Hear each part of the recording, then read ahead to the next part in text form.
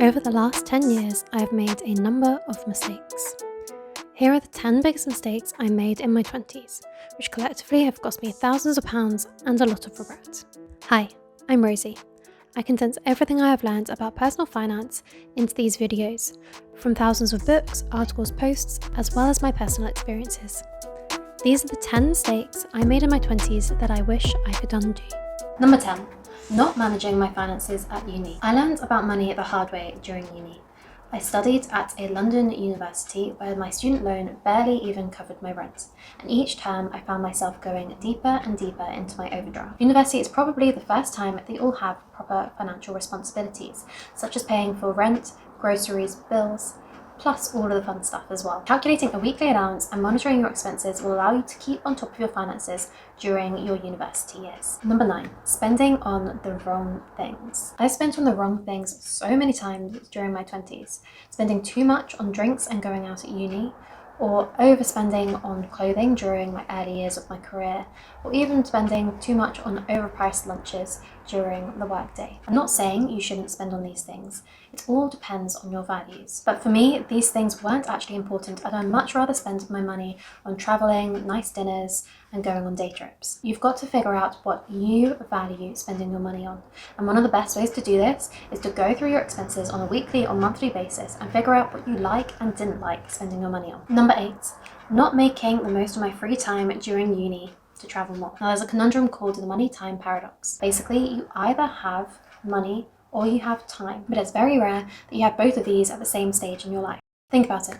When you're at uni, you have these long summer holidays, but you don't have much money. Whereas once you're working, you have the money, but you now only have 25 days of holiday a year. So now I'm in the world of work. I wish I'd spent more time going traveling and going for longer trips during those long summer holidays. Whereas I had friends who went interrailing or traveling, and they figured out ways to budget and stretch their money so it lasted for these longer trips. Number 7, underestimating how hard it is to get a good job, and just thinking that a good degree would pave the way. There are so many graduates that I know who sent hundreds of applications out only to hear back from a few. I studied physics at a good university in the UK, and I naively thought that having a good degree would instantly make me employable. But I soon found out it wasn't as simple as that. So here are a few quick things that you can do to increase your chances of landing a job. So, research the companies thoroughly before you apply.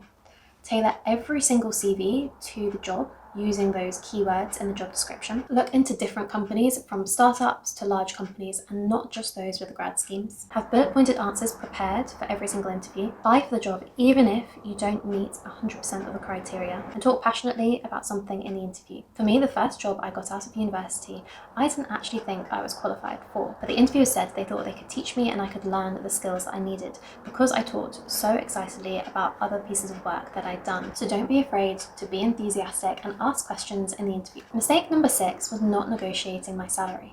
So I didn't actually realise that I had the power to negotiate my salary when I was given the offer. Now, recruiters expect you to negotiate, and they actually build this into the first offer by offering you a lower amount than they're actually prepared to pay. But even when I did realise that I could negotiate my salary, it took me a while to get the confidence up to actually do this. Chances are, if they want you and you ask for a slightly higher salary in a nice way, they'll either say yes, they'll negotiate and meet you in the middle, or they'll say no and you'll still have the original offer. Number 5, not having a financial system in place. To be honest, it took me a couple of years after starting out in the world of work to figure out my finances. The best way to do this is to set up an automated financial system so you've got your money working correctly on autopilot. The best way that I have found is to get your income paid into your main account and then set up 2 other accounts, one for your spending and one for your saving, and you direct your money to these separate accounts on payday so you don't accidentally spend all of it. Number 4, expecting to be promoted for good work. It took me too long to realise that I had to ask or push for a promotion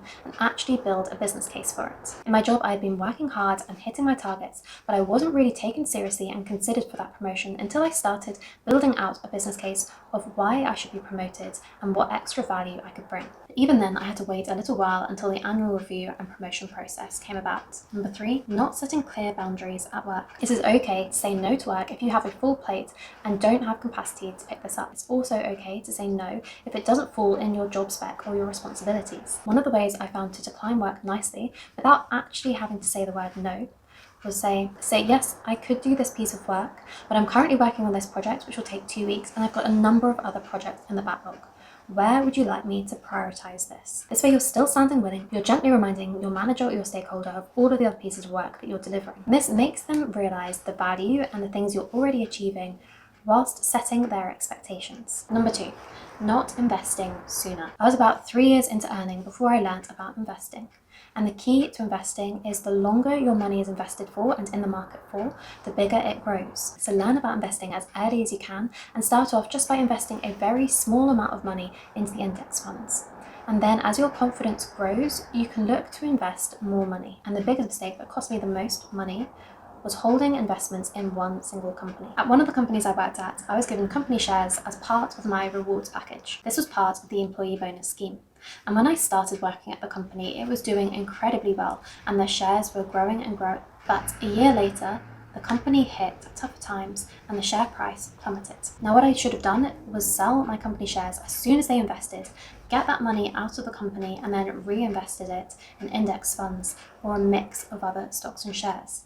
This would have meant I would have diversified my portfolio and reduced that level of risk. Reinvesting my money into a broad index fund would have been a much safer investment. I'd have had 10 times more money if I had sold these shares when they vested instead of waiting. So please learn from my mistakes. So if you've realized you're making mistake number 2 and you haven't started investing yet, you need to learn about it.